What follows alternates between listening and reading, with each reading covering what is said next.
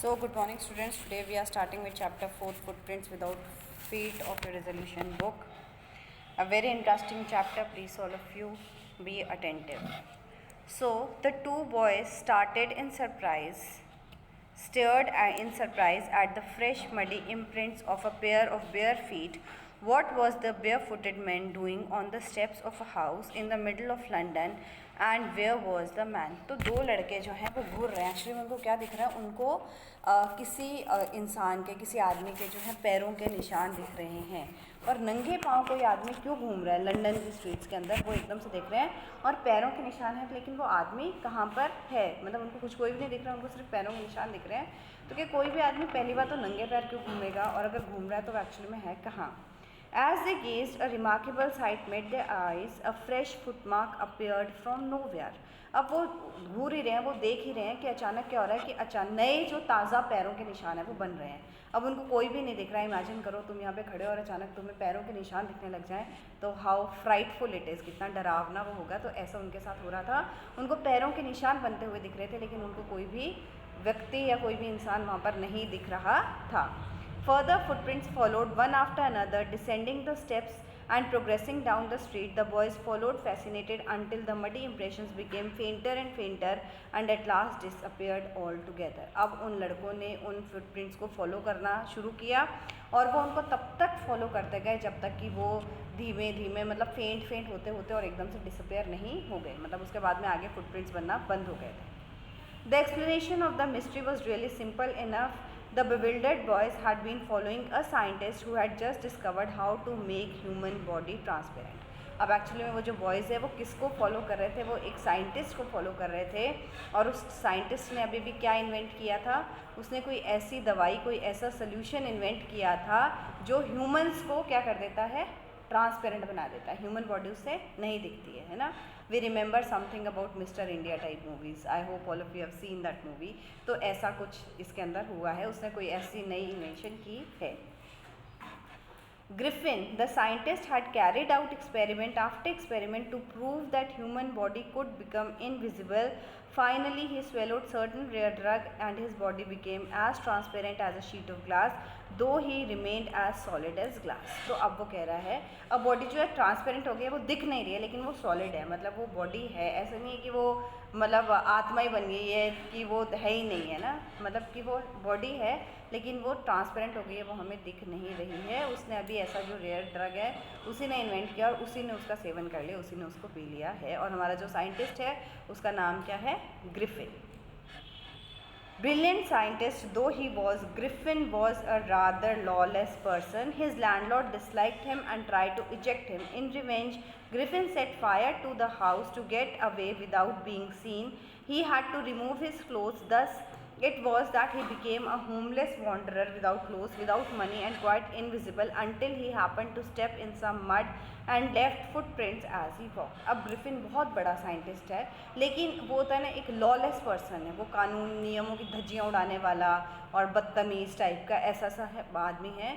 उसका जो लैंडलॉर्ड है वो उससे बहुत परेशान है, क्योंकि लॉलेस है तो ऑफकोर्स वो कभी भी टाइम पे किराया नहीं देता होगा या कुछ भी अजीबोगरीब हरकतें करता होगा। तो उसका जो लैंडलॉर्ड है वो उससे अपना मकान खाली कराना चाहता है। अब ग्रिफिन को क्या है, ग्रिफिन मकान खाली नहीं करना चाहता और उसको अपने लैंडलॉर्ड पे गुस्सा आता है, तो वो क्या करता है, लैंडलॉर्ड के घर को ही आग लगा देता है। लैंडलॉर्ड के घर को आग लगा के और फिर वो वहाँ से वो इनविजिबल वाला जो ड्रग है वो लेके वहाँ से भाग जाता है। अब एक्चुअली में वो इनविजिबल, उसकी बॉडी इनविजिबल होती है। अगर कपड़े पहन रखते हैं तो दिखता है, तो वो अपने सारे कपड़े उतार देता है और वो इनविजिबल है। और वो सबसे पहले कब नोटिस हो रहा है, जब उसको वो बॉयज़ देख रहे हैं, उसी टाइम पर वो नोटिस हुआ है। उससे पहले उसको किसी ने नोटिस भी नहीं किया है। He escaped easily enough from the boys who followed his footprints in London, but his adventures were by no means over. He had chosen a bad time of the year to wander about London without clothes. It was midwinter, the air was bitterly cold, and he could not do without clothes. Instead of walking about the streets, he decided to slip into the big London store for warmth. अब क्या हुआ, उसने उन लड़कों को तो बहुत आसानी से चकमा दे दिया, लेकिन एक्चुअली में जो उसने टाइम डिसाइड किया था बिना कपड़ों के लंदन के अंदर घूमने का, वो बहुत गलत था, क्योंकि एकदम एकदम चिल्ड विंटर था, एकदम चिल्ड है ना, सर्दियों के एकदम बीच का ऐसा सीज़न था जब एकदम बहुत ज़्यादा ठंड पड़ती है। तो अब बिना कपड़ों के सड़कों पे घूमना बहुत, क्योंकि हवा बहुत तेज़ चल रही थी, ह्यूमन बॉडी तो थी ना कहीं वो दिख नहीं रही थी, तो वो सेंसेशंस तो फीलिंग्स तो थी उसके अंदर, तो बहुत ठंड लग रही थी उसको। तो उसने डिसाइड किया कि वो बिग लंदन स्टोर था उसके अंदर चला जाएगा ताकि उसको थोड़ी गर्मी मिल सके। Closing time arrived and soon the doors were shut. Griffin was able to give himself the pleasure of clothing and feeding himself without regard to expense. He broke open boxes and wrappers and fitted himself out with warm clothes. Soon, with shoes and overcoat, a wide-brimmed hat, he became fully dressed and visible person. In the kitchen of the restaurant, he found cold meat and coffee, and he followed up the meal with sweets and wine taken from the grocery store. Finally, he settled down to sleep on a pile of quilts. अब क्या है, अब जो London big London store है उसका closing time हो गया था, बंद करने का टाइम हो गया था, तो लोग सारे चले गए थे, वो अकेला था। उसने पहले तो खूब सारे कपड़े हैं ना बॉक्सेस में से निकाल के ओवरकोट पहन लिया, हैट पहन ली, कपड़े पहनने के बाद ऑफकोर्स उसको थोड़ी वार्मथ मिली and he was feeling happy. फिर वो किचन में जाके खाना खा लिया और उसके बाद में ग्रेसरी स्टोर था, वहाँ से वाइन पी ली, स्वीट्स खा ली, सब खा के, और खूब सारे नई कंबलों का पाई लगा था उसके ऊपर, वो आराम से सो गया। If only Griffin had managed to wake up in good time, all might have been well. As it was, he did not wake up until the assistants were already arriving the next morning. When he saw a couple of them approaching, he panicked and began to run. They naturally gave a chase. अब उसके actually में क्या हुआ, अगर वो थोड़ा जल्दी उठ जाता और वो वहाँ से भाग जाता तो इतना कोई इशू नहीं होता, उसके पास कपड़े भी होते, लेकिन उसकी नींद थोड़ी ज़्यादा गहरी आ गई और वो सोया रह गया, और जो स्टोर वाले थे वो पहले ही आ गए और उन्होंने उसको नोटिस कर लिया, और ऑफकोर्स एक अनजान आदमी को देख के वो उसके पीछे भागेंगे तो सरी they gave him a chase, उन्होंने उसके पीछे भागना स्टार्ट कर दिया। In the end, he was able to escape only by quickly taking off his newly found clothes. So once more he found himself invisible but naked in the chill January air. अब वो भागते हुए तो वो पकड़ लेते हैं, तो एक्चुअली में उसको वापस भागने के लिए क्या करना पड़ा, अपने कपड़े फिर से निकालने पड़े ताकि वो फिर से इनविजिबल हो जाए, और फाइनली वो वापस फिर जो है इतनी सर्दी के अंदर बिना कपड़ों के था। This time he decided to try the stock of a theatrical company in the hope of finding not only clothes but also something that would hide the empty face above his shoulders. Shivering with cold, he hurried into Drury Lane, the center of theatre world. अब उसने सोचा कि उसको जो theatre का जहाँ पे सामान मिलता है ना वहाँ जाना चाहिए, तो वहाँ पे उसको कपड़े तो मिलेंगे, साथ में उसको अपना फेस कवर करने के लिए भी, क्योंकि अब कपड़े पहन रखे और फेस इनविजिबल है, मुकाबला सॉन्ग टाइप, तो वो भी बहुत अजीब लगेगा, तो उसको कुछ ऐसा था कि उसका फेस भी कवर हो जाए, इसलिए उसने थिएट्रिकली ग्रुप उसके अंदर जाने का सोचा, और एक रोड थी जहाँ पे सारा थिएटर का सामान मिलता था, ड्रूरी लेन, वो उस लेन के अंदर वहाँ चला जाता है। He soon found a suitable shop. He made his way invisible upstairs and came out a little later wearing bandages round his forehead, dark glasses, false nose, big bushy side whiskers and a large hat. To escape without being seen, he callously attacked the shopkeeper from behind, after which he robbed him of the money he could find. अब उसको दुकान में अंदर जाने में तो कोई problem थी नहीं, आराम से वो अंदर चला जाता है, उसको खूब सारी चीज़ें मिल जाती है, कपड़े मिल जाते हैं, हैट मिल जाती है, एक बैंडेज मिलती है जिसको वो अपने पूरे फेस पे रैप कर लेता है, ब्लैक कलर के गॉगल्स लगा लेता है, और बड़े बड़े विस्कर्स होते हैं ना जो साइड में जो बाल होते हैं ऐसे बड़े बड़े विस्कर्स लगा लेता है। अब वो अंदर तो चला गया था, अब जब वो बाहर निकल रहा था of course he is wearing clothes, तो he was visible to all, तो वो क्या करता है, वो पीछे से उस शॉपकीपर को अटैक करता है, उसको मारता है, और उसके पास उसको जो भी सामान मिलता है वो सारा चोरी कर लेता है, पैसे चोरी करके, और वहाँ से भाग जाता है। Eager to get away from the crowded London, he took a train to a village of Iping, where he booked 2 rooms at a local inn. ठीक है, अब उसको ऑफकोर्स लंदन में एक तो उसने लैंडलॉर्ड का घर चला दिया था, एक थिएटर ग्रुप में उसने चोरी कर ली थी, लंदन स्टोर के अंदर भी वो मतलब, तो अब उसको कहीं ना कहीं वहाँ से भागना था भीड़ भाड़ में, क्योंकि ज़्यादा ऑब्जर्व होती है, तो उसने एक खाली सी शांत सी जगह थी, आइपिंग करके एक छोटा सा गाँव था, वहाँ पर उसने किसी इन के अंदर, किसी होटल के अंदर 2 कमरे अपने जो है बुक कर लिए थे। The arrival of a stranger at the inn in winter was in any case an unusual event. The stranger of such uncommon appearance set all tongues wagging. Mrs. Hall, the landlord's wife, made every effort to be friendly, but Griffin had no desire to talk and told her, "My reason for coming to Iping is a desire for solitude. I do not wish to be disturbed in any work. Besides, the accident has affected my face. अब of course एक तो है ना, winters के अंदर क्या tourist ज़्यादा इधर उधर जाते नहीं हैं, स्पेशली आईपीएन के अंदर जो लोग जो है ज़्यादा समर सीजन के अंदर आते होंगे। तो एक तो विंटर के अंदर उनके वहाँ पे गेस्ट आ रहे था, मतलब एक स्ट्रेंजर आया था और उसकी ऐसी अपीयरेंस थी और वो किसी से बात भी नहीं करता था। तो सबकी जो टंग्स वैगिंग का मतलब क्या होता है कि टॉक ऑफ द टाउन था, सब लोग अब बातें कर रहे थे कि ऐसा आदमी आया यहाँ पे, बहुत अजीब सी हरकतें हैं। और उसकी जो मकान मालिक की वाइफ थी मिसेस हॉल, उसने बहुत कोशिश करी कि वो ग्रिफिन से फ्रेंडली हो, बात करे और उसके बारे में जाने कुछ, लेकिन ग्रिफिन उससे बात नहीं करता था। और वो क्या एक्सक्यूज़ देता था कि वो यहाँ पे इस शहर में सिर्फ इसलिए आया क्योंकि उसको सॉलिट्यूड चाहिए, उसको एकांत चाहिए, अकेलापन चाहिए, इसलिए वो वहाँ पर आया है। और अपने फेस के लिए बोलता था कि उसका कोई बहुत बुरा एक्सीडेंट हो गया था, इसकी वजह से वो अपना फेस जो छुपा के रखता है, उसके फेस पे मार्क्स वगैरह होंगे, ऐसा कुछ वो बोलता है। Satisfied that her guest was an eccentric scientist and in view of the fact that he had paid her in advance, Mrs. Hall was prepared to excuse his strange habits and irritable temper, but the stolen money did not last long and presently Griffin had to admit that he had no more ready cash. He pretended, however, that he was expecting a check to arrive any moment. अब of course उनको पता था कि उनका जो scientist है वो guest है वो साइंटिस्ट है, और साइंटिस्ट थोड़े अजीब नेचर के ही होते हैं। प्लस उसने एडवांस पेमेंट कर रखी थी 1 महीने की, तो उनको वैसे भी कोई ज़्यादा फ़र्क नहीं पड़ा था। जब पैसे आए हुए हैं तो उनके भले से वो कुछ ही करें, उनको अपने पैसे का मतलब था, इसलिए वो ज़्यादा वो है ना, she didn't try to poke her nose into the matters.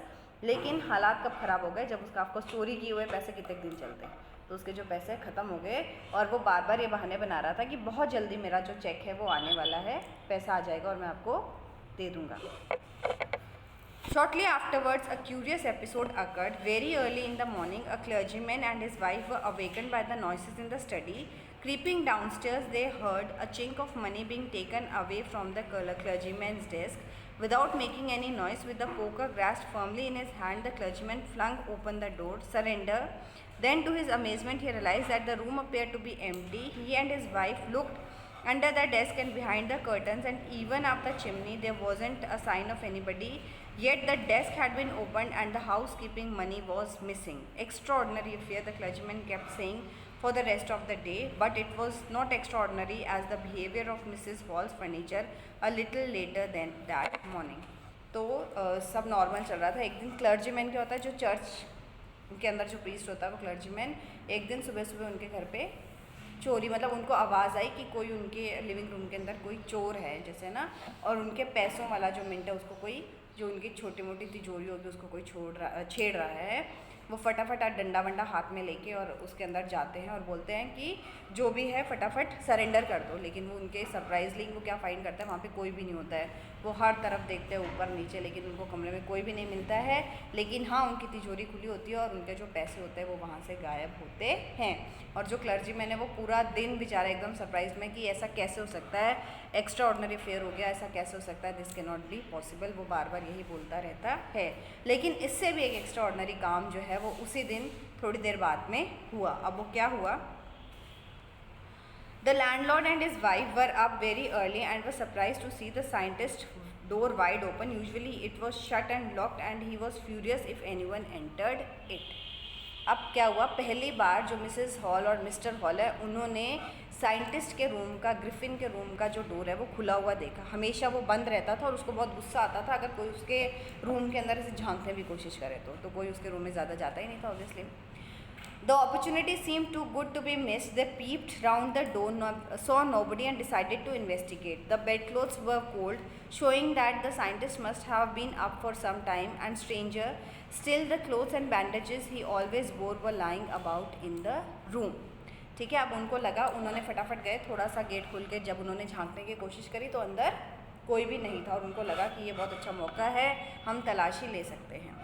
और वो फिर अंदर घुस के और बेड को हाथ लगा के देखते तो जो बेड है वो ठंडा था, है ना। एक होता है ना, अभी ताज़ा कोई बिस्तरों से निकलता है तो बिस्तर कहीं ना कहीं गर्म रहता है, तो इससे पता चलता है कि साइंटिस्ट को उठे बहुत टाइम हो गया था और काफ़ी देर से वो बाहर है। लेकिन जो कपड़े वो हमेशा पहन के रखता था, जो बैंडेज वो हमेशा बांध के रखता था, वो सब ऐसे कमरे के अंदर बिखरे ही पड़े थे। All of a sudden Mrs Halls heard a sniff close to her ear. अब अचानक मिसेस हॉल को उसके कान के पास में एक आवाज़, एक स्निफ होती है ना, खांसी की आवाज़ जो सुनाई देती है। A moment later, a hat on the bed spot leapt up, dashed itself to her face, and the bedroom chair became alive, springing in the air It charged straight her legs foremost, and she and her husband turned away in terror. An extraordinary cheer pushed them both out of the room and then appeared to slam the door after them. अब अचानक क्या हो रहा है कि वो जो hat है वो बेड से ऊपर उठ रही है और उनके फेस के ऊपर जैसे किसी ने फेंक के मारी है, और फिर जो उनके रूम के अंदर चेयर पड़ी हुई है वो उनके ऊपर है ना, वो उसके पैरों के अंदर आगे जोर से लगी और उनको रूम से बाहर करते हुए वो बेचारे एकदम डरे, हैरान, परेशान, सीढ़ियों में गिरते पड़ते नीचे आए, और उस चेयर ने ही उस गेट को एकदम बंद कर लिया है ना, जैसे उस चेयर ने ही गेट को बंद कर दिया हुआ. Mrs. Hall almost fell down up the stairs in hysterics. She was convinced that the room was haunted by spirits and that the stranger had somehow caused these to enter her furniture. अब Mrs hall जो है वो डरबुक है, इस कमरे के अंदर तो ज़रूर भूत प्रेत का साया है, और ये जो आदमी आया है इसने ज़रूर क्या मेरे फर्नीचर के अंदर भी है जो आत्माओं को डाल दिया है, और वो पूरी तरह से अपनी इस थ्योरी से कन्विंस थी कि यहाँ पे ज़रूर भूत प्रेत का साया उसने मेरे कमरे में और मेरे फर्नीचर के अंदर जो है पूरी तरीके से कर दिया है. My poor mother used to sit in that chair, she moaned, to think it should rise up against me now. अब वो क्या सोच रही है कि इस कुर्सी के ऊपर मेरी बूढ़ी माँ बैठा करती थी और आज ये कुर्सी मुझे मारने के लिए उठ गई है. मतलब उसको बहुत फील हो रहा है कि मेरी माँ की कुर्सी और आज मुझे ही वो मार रही है. The feeling among the neighbors was that the trouble was caused by witchcraft, but witchcraft of what? What news of burglary at the clergyman's home became known. The stranger scientist was strongly suspected of having had a hand in it. Suspicion grew even stronger when he suddenly produced some ready cash, though he had admitted not long before that he had no money. अब धीरे धीरे एक तो सब ऐसे बोलने लगे कि कोई जादू टोना है जिसकी वजह से ये सब हो रहा है, ये सब बातें कर रहे थे कि अचानक ये बात आ गई कि क्लर्जीमैन के चोरी हो गई है, चोरी हो गई है, चोरी डकैती की बातें सामने आने लगी. सब लोग, ऑफकोर्स छोटा सा गांव था तो सब लोगों के पास यही बातचीत थी, और अचानक क्या होता है कि ये आदमी जो है ये अपना किराया दे देता है ना. तो ये और भी पुख्ता हो गया था कि जो मेन सस्पेक्ट यही बन गया था, क्योंकि कुछ दिन पहले इसने एडमिट किया था कि इसके पास पैसे बिल्कुल भी नहीं है, और आज अचानक इसके पास पैसे कहाँ से आ गए. तो एवरीवन ये मेन सस्पेक्ट था, चोरी का भी और विचक्राफ्ट का तो ये था ही. The village constable was secretly sent for. अब सीक्रेटली चुपके से उन्होंने जो विलेज कॉन्स्टेबल है उसको बुलाया. Instead of waiting for the constable, Mrs. Hall went to the scientist who had somehow mysteriously appeared from an empty bedroom. अब Mrs hall के तो अब उनको पता चल गया कि चोर हमारे घर में रह रहा है, तो उनसे कैसे बर्दाश्त. तो उन्होंने ये वेट नहीं किया कि वो विलेज कांस्टेबल आए, वो पहले ही उसके कमरे में चले गए, और जब वो थोड़ी देर पहले कमरे में गए थे तब तो कमरे में कोई भी नहीं था और वो अंदर से एंट्री भी नहीं ली उसने, फिर भी somehow he was there in the room, वो रूम के अंदर मौजूद था. I want to know what have you been doing up to my chairs upstairs, she demanded, and I want to know how it is that you come out of an empty room and how you entered a locked room. अब वो उसको बोले कि तुमने मेरी कुर्सियों के साथ क्या किया, पहले तो ये बताओ, है ना, उनके अंदर कौन से भूत प्रेत की आत्मा डाली है, और तुम एक खाली रूम के अंदर से कैसे आ जाते हो, और तुम एक लॉक्ड रूम के अंदर कैसे घुसे. मुझे इन सब चीज़ों का जो जवाब है वो तुमसे चाहिए ही चाहिए. The scientist was always quick-tempered. Now he became furious. You don't understand who or what I am, he shouted. Very well, I will show you. अब साइंटिस्ट को, वो तो वैसे ही एक लॉलेस पर्सन है, उसको बहुत जल्दी गुस्सा आ जाता है, बोलता है मेरे से ऐसे बकवास करने की जरूरत नहीं है, तुम अभी जानती नहीं हो कि मैं कौन हूँ, और रुको मैं तुम्हें दिखाता हूँ कि मैं कौन हूँ. Suddenly he threw off the bandages, whiskers, spectacles and even nose. It took him only a minute to do this. The horrified people in the bar found themselves staring at a headless man. अब उसने फटाफट क्या करा, अपना bandage हटा दिया, goggles हटा दिए, चश्मे हटा दिया, और वहाँ पे जो बार में लोग बैठे थे वो किसको देख रहे हैं, एक हेडलेस मैन को. तो सब एकदम सरप्राइज्ड, आश्चर्यचकित, डरे हुए, सारी ही फीलिंग सबके अंदर थी. Suddenly, Mr. Jeffers, the constable, now arrived and was quite surprised to find that he had to arrest a man without a head. अब जो कांस्टेबल है जो आया उसका नाम था मिस्टर जेफर्स. अब वो बहुत ही सरप्राइज था कि उसको एक ऐसे आदमी को आज पकड़ना है जिसका सिर ही नहीं है, एक हेडलेस मैन को उसको पकड़ना है. But Jeffers was not easily prevented from doing his duty. If the magistrate's warrant ordered a person's arrest, then that person had to be arrested with or without hat. और वो क्या, वो अपने duty का बहुत पक्का था कि अगर एक बार उसको ऑर्डर मिल गया कि उसको किसी को अरेस्ट करके लाना है तो वो उसको अरेस्ट कर कर ही लेकर जाएगा, चाहे उसके सिर है या नहीं है, इससे उसको कोई फ़र्क नहीं पड़ता. There followed a remarkable scene as the policeman tried to get hold of the man who was becoming more and more invisible as he threw off one garment after another. अब और भी ज़्यादा जो एपिसोड है वो interesting होता गया कि एक जो कांस्टेबल है वो ऐसे आदमी को पकड़ने की कोशिश कर रहा है जो धीरे धीरे और इनविजिबल हो जा रहा है, वो धीरे धीरे अपने कपड़े उतारे जा रहा है और वो इनविजिबल हुए जा रहा है. Finally, shirt flew into the air and the constable found himself struggling with someone who could not see him at all, ठीक है। और फाइनली उसने शर्ट भी उतार दिया। वो एक ऐसे आदमी को पकड़ने की कोशिश कर रहा था जो बिल्कुल भी नहीं दिख रहा था, कहीं पर दिख ही नहीं रहा था। Some people tried to help him but found themselves hit by blows and seemed to come from nowhere. कुछ लोगों ने उसको हेल्प करने की कोशिश करी तो क्या किसी के मुंह पे मुक्का आ रहा था, किसी के लात घुसे पड़ रहे थे और उनको समझ में ही नहीं आ रहा था कि वो कहाँ से आ रहा है। वो इधर पकड़ रहा है तो पीछे से थप्पड़ आ गया, ऐसा सीन चल रहा था। In the end, Japhas was knocked unconscious as he made his last attempt to hold to the unseen scientist. और अल्टीमेटली बेचारे जेफर्स को इतने मुक्के पड़े कि लास्ट अटेम्प्ट उसको पकड़ने की कोशिश कर रहा है कि वो अनकॉन्शियस होके बेहोश होके गिर जाता है। There was nervous, excited for of hold him, but this was easier said than done. Griffin had shaken himself free and no one knew where to lay hands on him. लेकिन Griffin ने अपने आप को सबके हाथों से छुड़ा लिया था और वहाँ से भाग गया था। H.G. Wells is the author of this story. Now this story is of a scientist Griffin who carried out various experiments to make himself invisible. Finally he succeeded in his efforts and his body became transparent. He enjoyed the extraordinary things which started to happen after he was not visible to anybody, and he misused his discovery to steal money and annoy others. I hope the chapter is clear. Have a good day all.